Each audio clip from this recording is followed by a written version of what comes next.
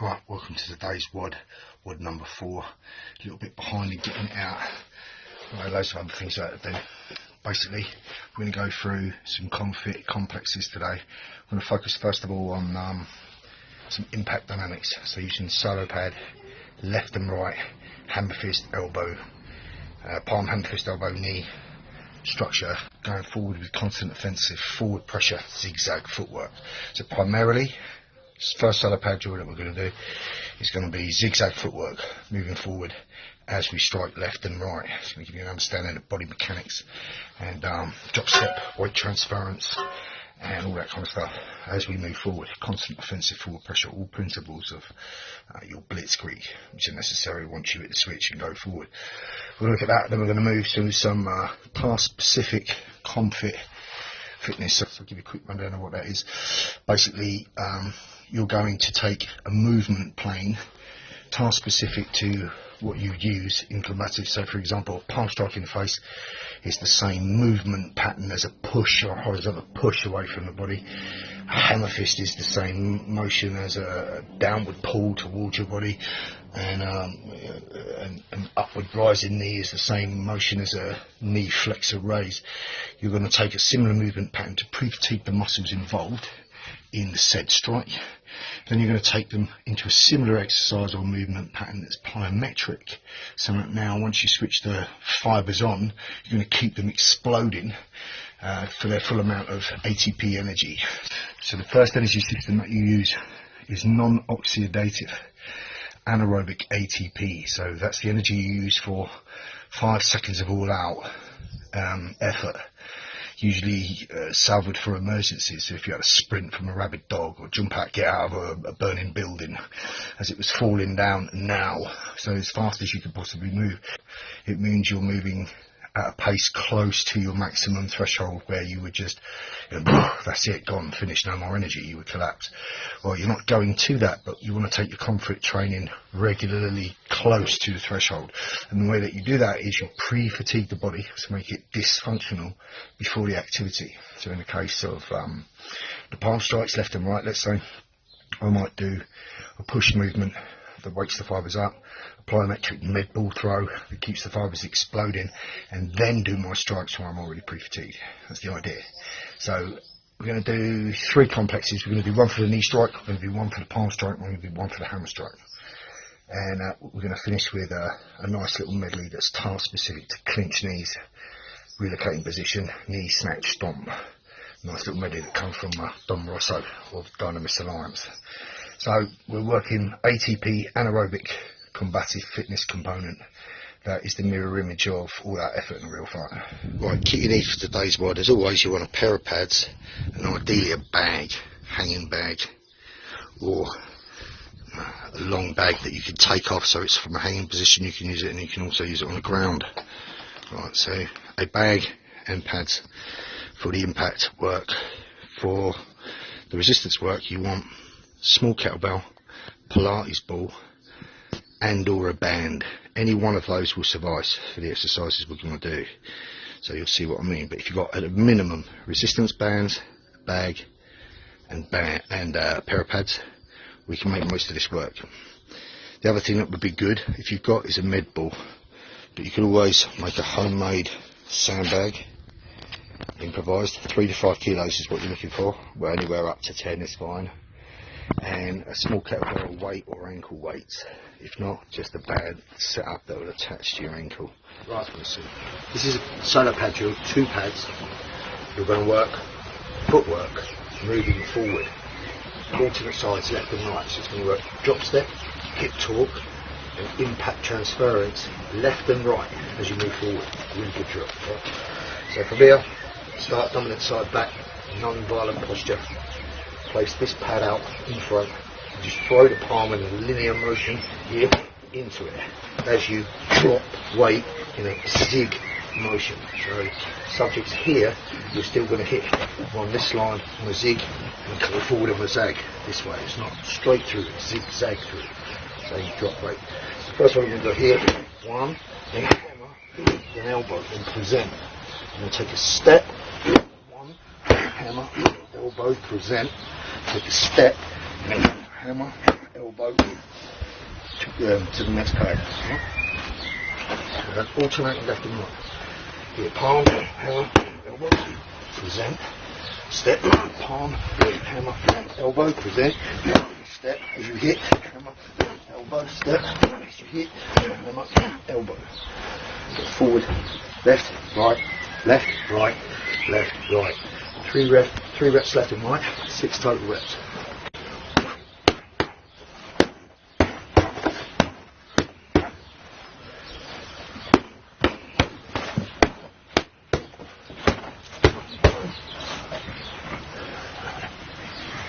Right, now you're going to work the drill the same way, only now you're going to take a band that's tethered and you're going to tether it in some way to your attire. Right, so a belt is a good way, carabiner clip, or you could just loop it and tie it on. Here now I'm tethered, so I can move forward with the pad under resistance of a band. Right. So here you see set up, just found a large carabiner, got a band and put it to my tether point. But all you've got to do is put the band around and then loop it through, pull it on yourself on a good sturdy belt, and that'll be enough. Or you could just step into it and put it around your waist.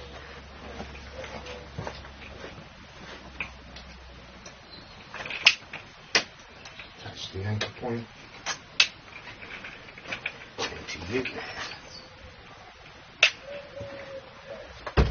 Pads. Same drill. So I'm going to step out. Now the movement's going to be tight.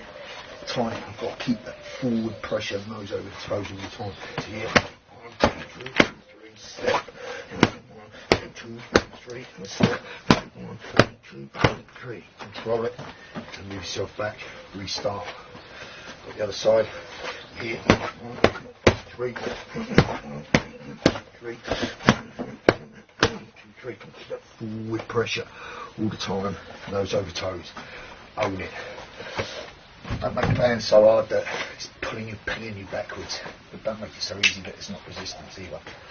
I'm going to do 2 sets, working forward and back 3 times, left, right, left, right, left, right, 1 set.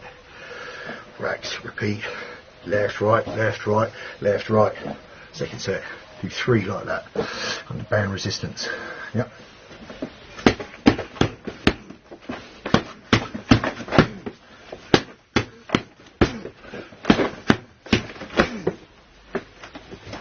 If you look at the setup I've got here, I've got a 6 kilo kettlebell and I've got a specific band attachment that goes around your foot to an anchor point. You don't need that, you just need a band to an anchor point. What you're going to do is you're going to put your foot through the kettlebell, if you have such a thing, and you're going to make a raise up action as if you're making a knee strike.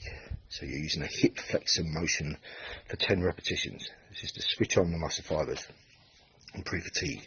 If you don't have a kettlebell, you can use ankle weights, or you can use some way to strap a weight to your foot, or you could use the manual resistance of your hand pressing against your own knee. Just so there's resistance for 10 reps to pre-fatigue the muscles involved in a knee strike. This switches on your starting strength. From there, you're going to go straight to the band, put it around your ankle, and you're going to walk with violence forward as if you're kneeing through somebody and stepping where they were.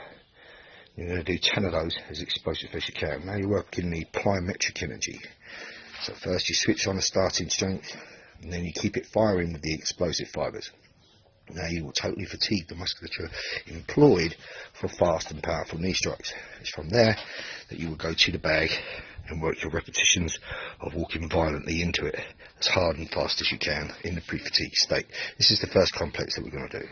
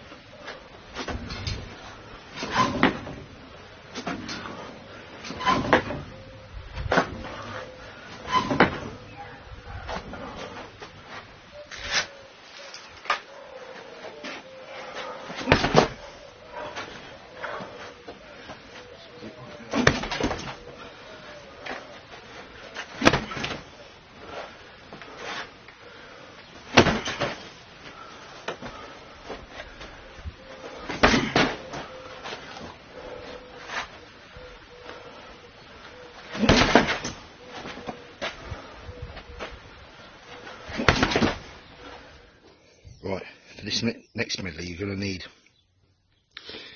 an anchor pointed band, headed bag, and something you can throw, medicine ball or a Pilates ball. You can also do an alternative exercise with a kettlebell if you've got one, or you could just punch more explosively with the band, or outside of that you could just find a rock, shot put it up the garden for each rep. The idea is you want a slow pushing style rep for 10 to switch the muscle fibers on, and then you want 5 to 7 explosive reps which you just throw as fast as you can. So you need something plyometric for that. In this case we're going to use the movement plane of the horizontal push for a palm strike or a straight shot, linear shot, piston, and it's going to hit the target, implementing the musculature of the pecs, frontal deltoid and tricep, so that pushing motion.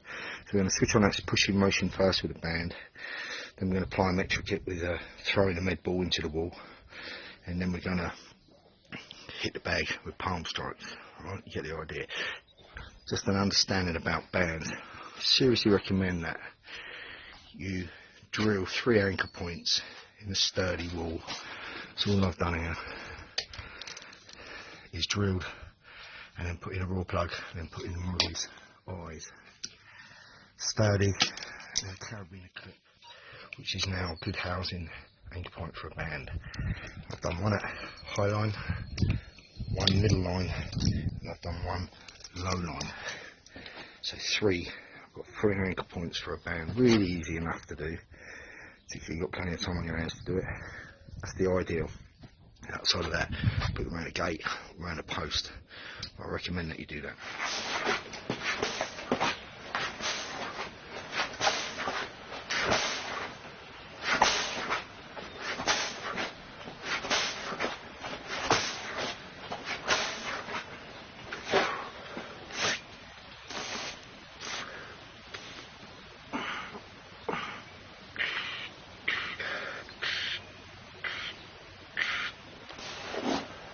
There's an additional thing you can do when you're doing band punches. You can work them with a lot of different cadences, so you can just work smooth and controlled reps. You can put in isometrics at any point. So in this case, when you do these 10 or 10 reps left and right, starting on one side at a time, so 10 reps. And I want you to step right out to a position where when you push to 3/4, it's very hard to extend. And I want you to hold that isometric contraction and just pulse it. If you can move a little bit, that's good. Step out until you can't move, and you can just hold it. Like in this way, hold that for 10 seconds.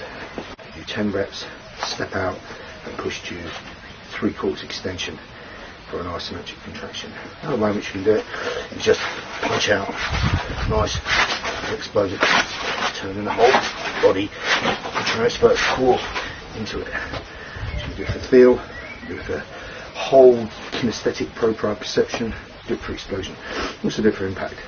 Start a pad, hold here, keep this in the crook of your thumb, then when you throw your shot, aim for some impact.